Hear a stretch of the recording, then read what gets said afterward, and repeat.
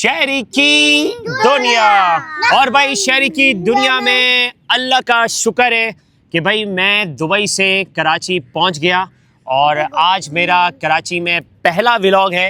अल्लाह का शुक्र है। सबसे पहले तो मैं आपको ये बताऊं कि मैं दुबई में तकरीबन 5 महीने से था और आपको पता है रमज़ान में मेरे वहीं गुजर रहे थे, लेकिन ईद में मुझे नहीं आना था। ये बच्चे मुझसे पूछ रहे थे कि बाबा आप ईद में आएंगे नहीं आएंगे। मैंने बोला मैं ईद में नहीं आऊँगा, मुझे आना था बकरा ईद में। लेकिन वो कहते हैं ना कि एक हमारी प्लानिंग होती है और एक अल्लाह की प्लानिंग होती है। मतलब अल्लाह ताला ने जो हमारे नसीब में लिखा होता है वही होना होता है। हम चाहे अपने कोई भी इरादे कर लें, उससे कोई फ़र्क नहीं पड़ता। मेरे बच्चे मुझे बहुत याद कर रहे थे, लेकिन मजबूरी थी। आपको पता है जब बंदा अपना घर बार छोड़ के दूसरी कंट्री जाता है तो वहाँ अपने बच्चों के बगैर ज़िंदगी गुजारना कितना मुश्किल होता है।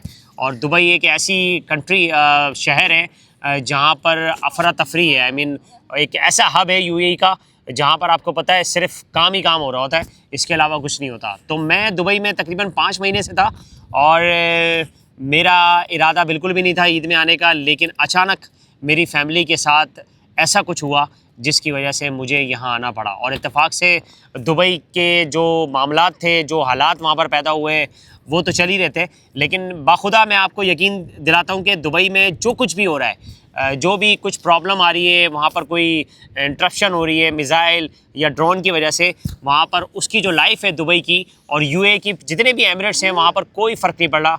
वहाँ उसी तरह ज़िंदगी रवां दवां है, हर चीज़ खुली हुई है, हर चीज़ प्रॉपर तरीके से है। बस एक डर खौफ जो होता है ना, वो पाकिस्तान में जो न्यूज़ चल रही होती है ना जिसकी वजह से पैनिक हो रहा होता है, बस वो पैनिक यहाँ से हमारे घरों से कॉलें आ रही थी कि भाई क्या हो गया, खैरियत से हो। और जबकि वहाँ की जो दुबई की मैनेजमेंट है, दुबई की जो गवर्नमेंट है, यूएई की पूरी जो मैनेजमेंट है, वो सब उस चीज़ को देख रही थी और प्रॉपर तरीके से उसको हैंडल कर रही थी। लेकिन वहाँ के जो रेजिडेंट्स हैं उनको कोई फ़र्क नहीं पड़ रहा था, वो अपनी लाइफ में मसरूफ़ थे। उनकी हिफाजत के लिए हमारे पास डेली मैसेजेस आ रहे थे। अगर कोई थ्रेड आती थी ड्रोन की या फिर मिज़ाइल की तो वो हमारे पास मैसेज आता था और हम अपने आप को सेव कर लेते थे। तो ये तो कहानी है दुबई की, लेकिन जो कुछ मेरी फैमिली के साथ हुआ वो मैं आपको बताऊं। भाई देखें, दुनिया में हम सबको मरना है, हम यहाँ पर एक मेहमान की तरह हैं, हमें एक ना एक दिन जाना है। लेकिन अगर आपकी फैमिली में कोई ऐसी वाक़या हो जाए जिसके अंदर एक जवान लड़का वो आपकी फैमिली में से चला जाए तो सोचें आपकी फैमिली का क्या हाल होगा। तो ये स्टोरी है। मैं दुबई से कराची आया इस वजह से क्योंकि मेरी फैमिली में मेरी सिस्टर का बेटा, मेरा भांजा साद इस दुनिया से चला गया। और वो किस तरह गया ये भी आज के इस व्लॉग में बताऊंगा मैं आपको, क्योंकि ये स्टोरी सुनना आपके लिए बहुत ज़रूरी है। देखें, मौत और ज़िंदगी अल्लाह ताला के हाथ में। जब भी हमें इस दुनिया से जाना है तो कोई ना कोई बहाना ज़रूर बनता है। लेकिन जब दुबई में मुझे पता लगा कि मेरी बहन का बेटा, मेरा भांजा साद, सबसे पहले आप उसकी देख लें, आप उसको ये देखें, ये साद जो मेरा सगा भांजा था वो आज इस दुनिया में नहीं है और वो इस दुनिया से चला गया। और जो है उसके जाने का गम मुझे इतना है, मैं आपको बता नहीं सकता, ये अल्फाज में मैं बयान नहीं कर सकता।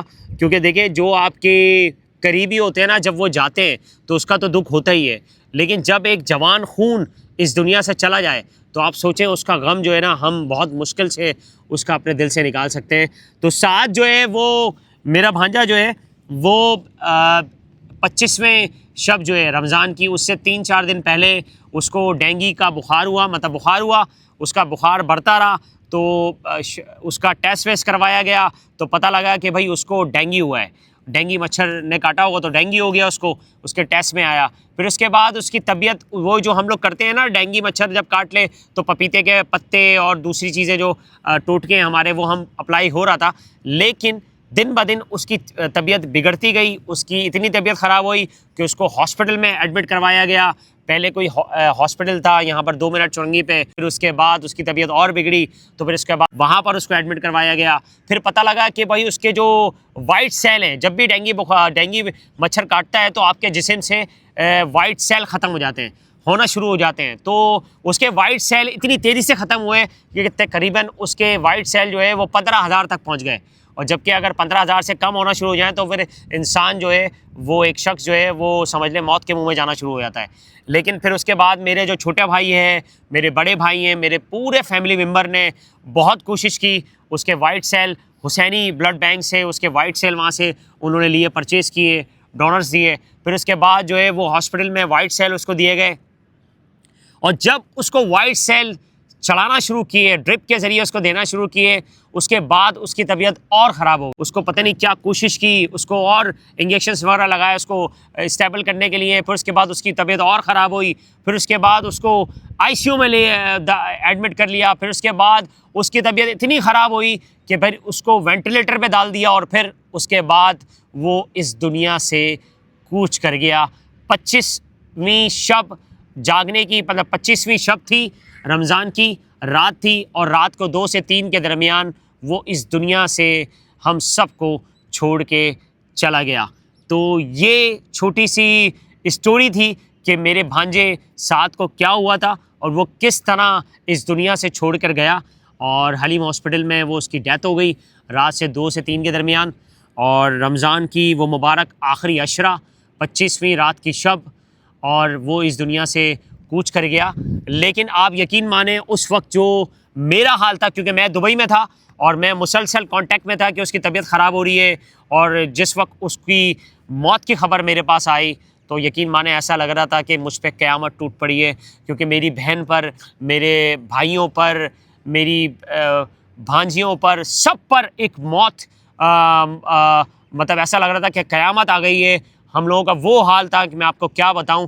और जब मुझे पता लगा कि उसकी डेथ हो गई है तो फिर मैंने एयरपोर्ट पर जो है ना टिकट बुकिंग करने की कोशिश की, और मुझे पूरे 3 दिन लगे कराची पहुंचने में। 3 दिन से मैं वहाँ पर ट्राइयाँ कर रहा था कि मुझे किसी ना किसी तरह मुझे कोई फ़्लाइट मिल जाए। लेकिन आपको पता है दुबई में इस वक्त जो सूरत हाल है फ़्लाइट्स की, वो कैंसिल हो रही थी, जा रही थी, कैंसिल हो रही थी, जो कुछ भी प्रॉब्लम आ रही थी। लेकिन मैं ना उसके तदफीन में शामिल हो सका, मैं ना उसके सोयम में शामिल हो सका। ये मेरी बदनसीबी है।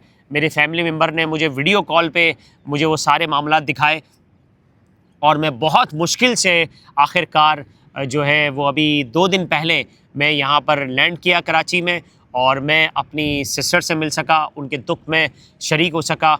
लेकिन ये दुख इतना बड़ा है कि वो शायद ही फिल हो सके। देखिए हम लोग तो, मैं, हमारे घर वाले जो है वो सब्र कर लेंगे, लेकिन एक जो माँ है और जो बहनें, 3 बहनें और एक छोटा भाई और एक जो बाप है, वो इस गम को मेरे हिसाब से वो शायद ही इसको बर्दाश्त कर सके। और वो अभी तक सदमे में है, हम सब पूरी फैमिली सदमे में है। और जो है हफ्ते को ईद है शायद, तो ये ईद जो है वो बेशक हम मनाएंगे, लेकिन गम की सूरत में मनाएंगे, क्योंकि एक सदमा है। वो जो दुबई से कराची का जो सफ़र था मेरा, वो एक सदमे में गुज़रा। लेकिन देखें, लोग अपने बाहर से ईद वाले दिन अपने घर पे आते हैं और ख़ुशी से आते हैं और बहुत सेलिब्रेट करते हैं। लेकिन ये वो सफ़र था जो मैं ज़िंदगी भर याद रखूँगा कि मेरा एक गम भरा सफ़र, एक दुखी सफ़र, मैंने दुख भरा सफ़र किया दुबई से कराची का।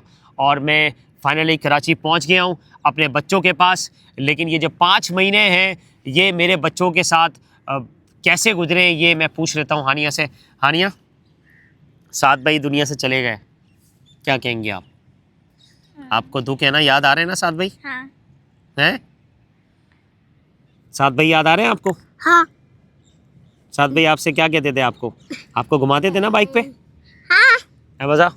साद भाई इस दुनिया में नहीं है अब। बहुत बुरा हुआ। अल्लाह मियां के पास, अल्लाह ताला के पास चले गए साद भाई, पता है? और हम सबको भी जाना है एक दिन। सबको पता है। हाँ, तो भाई ये स्टोरी है। और मैं फाइनली अपने बच्चों के पास आ गया हूँ, नया नाज़िमाबाद में अपने बच्चों के साथ हूँ। ईद भी अपने बच्चों के साथ मनाऊँगा, लेकिन शायद ये ईद ऐसी है जो हमारे लिए एक गम भरी ईद है। लेकिन देखें, रमज़ान के बाद ईद आती है, तो चाहे कोई भी हो, आपके घर में अगर कोई मैयत भी हो रही हो, मतलब आपके घर में कोई सोग भी हो, लेकिन आपको ईद गले जो है वो ज़रूर मिलना है। लेकिन आपको आंसू नहीं बहाने, आपको ऐसी कोई चीज़ नहीं करनी है जिसकी वजह से आपके जो मरहूमीन हैं उनको तकलीफ़ हो। साद हमेशा हमारे दिल में ज़िंदा रहेगा। और साद जो है वो 21 साल का लड़का, जवान भांजा मेरा इस दुनिया से तो चला गया, लेकिन वो एक सबक दे के गया है। वो सबक ये है कि अब मौत जो है ना, वो पहले बुज़ुर्गों को आती थी, अब जवान आप देखें सड़कों पर ट्रॉलर के नीचे लोग जवान लड़के, अभी 2 जो है वो इंतकाल हुआ उनका, बहुत सारे लोग जवान मौतें हो रही हैं। तो हमारे लिए ये एक लम्हे फ़िक्रिया है और ये एक क़यामत की निशानी भी है कि जवान लोग जो है इस दुनिया से चले जाएंगे। कुछ हार्ट अटैक से जा रहे हैं, कुछ इस तरह जा रहे हैं, डेंगू मच्छर से जा रहे हैं। तो ये तमाम मामलात हो रहे हैं। लेकिन मेरी आपसे गुजारिश है कि आप लोग जो है अपने घरों में मच्छर से बचाव के जो वो स्प्रे होते हैं वो करें, अपने बच्चों को मच्छरों से बचाएं, क्योंकि भाई कराची में तो एक डेंगू मच्छर के काटने से साद आज इस दुनिया में नहीं है। लेकिन देखें एक बहाना बनाए, वो कहते हैं ना मौत उसकी ज़िंदगी सिर्फ इतनी लिखी थी। मेरे भाई मुझसे कह रहे हैं कि यार उसकी ज़िंदगी सिर्फ 25 रमज़ान तक की थी, इसके बाद उसको नहीं जीना था, वो इस दुनिया से चला गया, डेंगू मच्छर ने काटा या कोई ना कोई बहाना बना मौत का। लेकिन यार फिर भी हमें एहतियात करनी है और हमें अपने बच्चों का बहुत ख्याल रखना है। मेरे बच्चे 3 यहाँ पर हैं, मैं दुबई में था, मैंने किस तरह ये दिन काटे मैं ही जानता हूँ। लेकिन ये है कि मैं अपने बच्चों को बहुत मिस कर रहा था। हादी रज़ा मुझे बहुत मिस कर रहे थे, नया नाज़माबाद वाले मुझे बहुत मिस कर रहे थे। अब देखते हैं कि भाई ईद हमारी किस तरह गुजरेगी। ये व्लॉग मैंने इस वजह से बनाया है ताकि आप भी मेरे इस गम में शरीक हों और आप मेरे साथ जो मेरा भांजा था उसके लिए दुआ करें। 21 साल का ये लड़का इस दुनिया से चला गया, लेकिन मुझे उम्मीद है और मेरा ये अकीदा है कि अल्लाह ताला ने इसको जन्नतुल फिरदौस में आला मकाम अता फ़रमाया होगा, क्योंकि हमने यही सुना है कि रमज़ान के महीने में जो इस दुनिया से जाता है वो डायरेक्ट जन्नत में जाएगा बिना हिसाब के, और आखिरी अशरे में गया है तो इंशाअल्लाह ताला ना सिर्फ वो जन्नत में जाएगा बल्कि अपने घर वालों को भी जन्नत में लेके जाएगा। तो बस यही दुआ है, आप साथ को अपनी दुआओं में याद रखिएगा, अपना बहुत ख्याल रखिएगा। हानिया, अहमद रज़ा, हादी रज़ा, मैं, हम सब जो है मिलकर उसके लिए दुआ करेंगे कि अल्लाह ताला उसको जन्नतुल फिरदौस में आला मकाम अता फ़रमाए और हमें सब्र जमील दे, और जो साथ की माँ है, जो मेरी बहन है, उसको भी अल्लाह ताला सब्र दे। और सब्र नहीं होता तो हम लोग दुनिया में नहीं जी पाते, हम अपनी ज़िंदगी को अपने रूटीन में नहीं ले पाते। ये अल्लाह ताला का शुक्र है कि अल्लाह ताला ने हमें सब्र दे दिया। किसी के मरने के बाद घर में सब्र आ जाता है, अगर सब्र चीज़ ना होती तो हम जी नहीं पाते। लेकिन इंशाअल्लाह ताला हम जिएंगे और अपने रूटीन पे ज़रूर वापस आएंगे और आप अच्छे इंशाअल्लाह व्लॉग देखेंगे। बस ये ईद का दिन है और आप लोग अपनी दुआओं में साथ को याद रखिएगा और मिलते हैं नेक्स्ट व्लॉग में। शेयर करो, लाइक, फॉलो, सब्सक्राइब और शेयर की दुनिया।